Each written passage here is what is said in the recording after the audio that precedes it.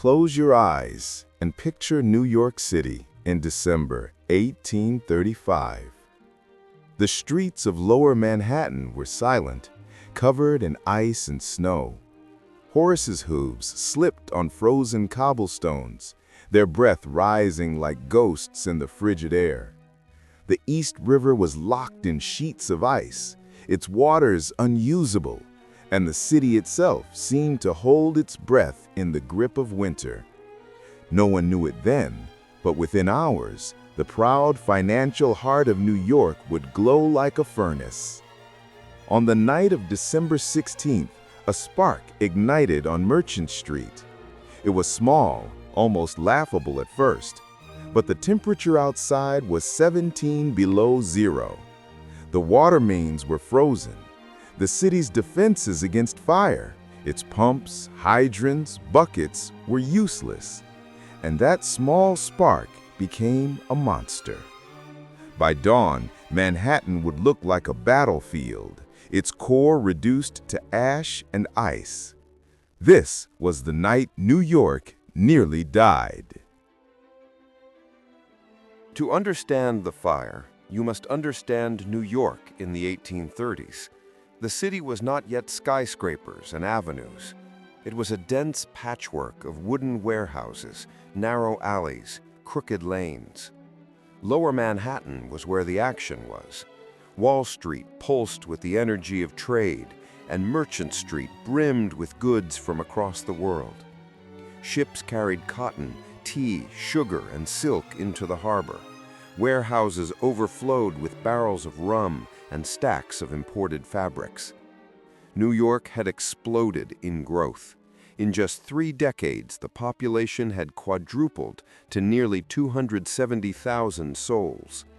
The opening of the Erie Canal in 1825 had transformed the city into America's commercial powerhouse, funneling goods from the interior to the Atlantic. Money flowed through Wall Street like a river. The Merchants Exchange, a grand Greek revival building completed just 2 years earlier, stood as a monument to the city's ambition. Inside, traders bought and sold fortunes. Outside, the streets teemed with laborers, clerks, sailors, and merchants. But all of it was tinder. The architecture was a trap waiting for a match. Wooden beams, shingle roofs, and cramped streets formed the perfect recipe for disaster. Buildings stood shoulder to shoulder, some reaching 5 or 6 stories high, their upper floors jutting over the narrow lanes below. Gas lighting, a modern marvel, ran through pipes beneath the streets and inside buildings, convenient but deadly when ruptured. And disaster had long been expected. Fires were frequent in New York. Families kept buckets by their doors. Volunteer fire companies roared through the streets at all hours. But never before had the city faced a blaze like this. The freeze was the curse. In a typical winter, hydrants could at least provide some water. But in December 1835, the cold was merciless. The East River froze so solid that people could walk across it. Pipes split under the pressure. Wells were useless. New York was surrounded by water, but none of it could be used. And in that moment of weakness, the fire struck. When the alarm was raised just after 9 o'clock, the first engines arrived quickly. Firemen leapt from their wagons, their breath steaming in the icy air. They dragged hoses to the hydrants, and nothing came. No water, no pressure. Their greatest fear was realized. The fire had started in a 5-story warehouse at 25 Merchant Street, in the dry goods store of Comstock and Andrews. Some say it began in a gas pipe, others in a defective stove. The cause hardly mattered. What mattered was the wind. A fierce gale roared in from the northwest, driving sparks and embers across rooftops like a demonic sower planting seeds of destruction. The flames, meanwhile, were greedy. They climbed wooden walls, raced up staircases, exploded through windows. Gas pipes burst, fueling the blaze with jets of flame that shot across intersections.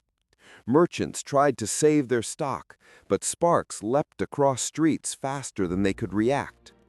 The Dutch church on Garden Street caught fire, then the post office, then the Merchants' Exchange itself, that symbol of prosperity, its marble columns glowing orange as flames consumed its interior.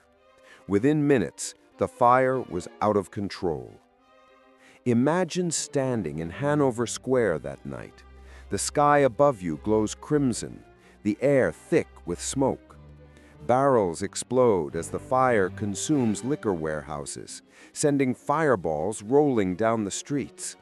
The heat is so intense that metal safes glow red, their contents turning to ash inside supposed fireproof vaults. Horses scream as they pull wagons overloaded with goods, slipping on ice and collapsing in panic. Families drag feather beds, clothing, and food onto the frozen East River, hoping the ice will protect them. But sparks, carried by the wind, set even those possessions alight. By midnight, Lower Manhattan is an inferno. Fire companies from as far as Philadelphia and New Haven rush to help, their engines rattling through the frozen night. But they arrive to find chaos. The temperature is so low that when engines finally bring water from the harbor, it freezes mid-air, turning to snow before it touches the flames. Firemen's clothes freeze to their bodies. Eyelashes turn to ice. Their axes bounce off beams encased in inches of ice, and yet they keep fighting. Their only option is to blow up buildings. Mayor Cornelius Lawrence himself orders the demolition. Gunpowder is hauled into basements. Marines from the Brooklyn Navy Yard arrive with explosives and expertise. Whole rows of warehouses are demolished in thunderous blasts, the ground shaking as explosions echo through the city. Buildings on Exchange Place, on Pearl Street, on Stone Street, all brought down in desperate attempts to create fire breaks. The fire leaps anyway. 17 city blocks vanish. 600 buildings collapse. Banks, insurance companies, counting houses, the entire financial core of New York lies in ruins. The Merchants' Exchange, the pride of the city, stands as a hollow shell. Its roof collapsed, its walls cracked by heat. The roar of fire drowns every other sound. People weep in the streets, clutching their children, watching lifetimes of work vanish in hours. The smell of burning wood, cotton, and flesh fills the air. At dawn, silence. The fire has finally died, but the destruction is beyond imagination. Lower Manhattan is unrecognizable. Where proud banks once stood, only ice-coated rubble remains. Icicles hang from blackened beams, grotesque shapes frozen in place. Ash drifts like snow over the ruins. The sun rises over a landscape of desolation. 17 blocks stretching from Wall Street to the East River, from Coenties Slip to Broad Street, all reduced to smoking debris. Survivors wander through the wreckage in shock, some picking through debris for a single book, a ring, a family Bible. Merchants discover that their fireproof safes have failed. The intense heat has incinerated everything inside. Insurance companies face ruin. 23 of the city's 26 fire insurance companies will go bankrupt, unable to pay the claims. The losses are staggering. 17 blocks, 600 buildings, somewhere between $18 and $20 million, $500 million in today's money. Yet the human death toll is surprisingly low, fewer than a dozen confirmed. Some attribute this to the late hour, when warehouses stood empty. Others credit the volunteer firemen who risked their lives guiding people to safety. But the miracle of low casualties does little to comfort those who lost everything. The city survived, but barely. New York's pride was shattered. The Empire City, as it called itself, had been humbled by a single night of fire. And yet, out of the ashes, something remarkable happened. Within days, merchants set up temporary offices in tents. Trade resumed almost immediately. Ships still came into the harbor. Goods still flowed. The fire did not kill New York. It forced it to change. Stone and brick replaced timber in the new building codes. The city established stricter regulations. Walls must be thicker. Roofs must be slate or metal. Buildings must maintain distances from their neighbors. The Croton Aqueduct project, which had been debated for years, suddenly became urgent. By 1842, fresh water would flow into Manhattan from upstate reservoirs, ensuring the city would never again face a fire without water. The volunteer fire companies would, in time, give way to a professional force. The chaos of competing volunteer brigades, sometimes fighting each other as much as the flames, proved inadequate for a growing metropolis. Insurance companies rebuilt the financial system, learning hard lessons about risk assessment and reserves. And the city, scarred but alive, moved forward. Remarkably, within 3 years, most of the burned district had been rebuilt.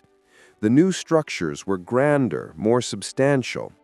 The flames had cleared away the cramped colonial city and made room for something more ambitious. The Great Fire of 1835 was a warning and a crucible.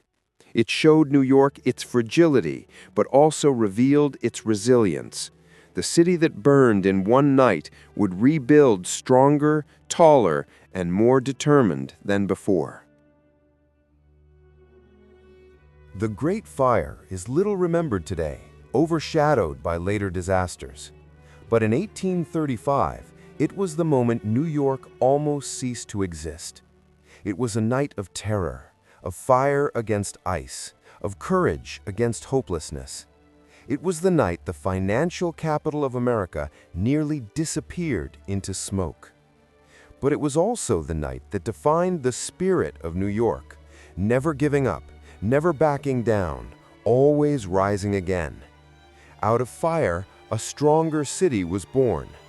The lessons learned that frozen December night, the need for reliable water, professional firefighting, sensible building codes, would save countless lives in the decades to come. The next time you walk through Lower Manhattan, past the steel and glass towers of Wall Street, remember that beneath your feet lie the ashes of a city that refused to die. Remember the firemen who fought flames with frozen hands. Remember the merchants who rebuilt from nothing.